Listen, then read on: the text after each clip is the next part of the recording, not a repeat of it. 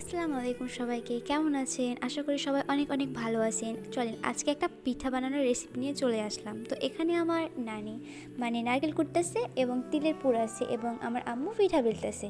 তো পিঠা বেলার পর এগুলোকে কাটা হবে ছোটো ছোটো খড়ি দিয়ে। তো আম্মু কেটে নিল এগুলোকে।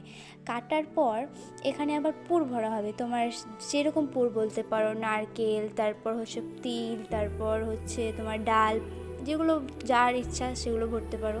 তো আমাদের এখানে 3 রকমের পিঠা বানানো হচ্ছে, নারকেল, তিল, ডাল সবগুলোই। তো খালামণির জন্য এখানে আমার আম্মু প্যাক করে দিয়ে পাঠাবে, তার জন্য অনেকগুলোই করছে, ঠিক আছে। তো এগুলো ডাল দেওয়া হলো, তারপর দেখতেই তো পাচ্ছ তোমরা আটার একটু দিল যাতে লেগে লেগে না যায় পিঠাতে। তারপর আস্তে আস্তে যেগুলোকে বলে যাতে বেরিয়ে না যায় তার জন্য মুখগুলোকে বন্ধ করে দিলাম আমার আম্মু।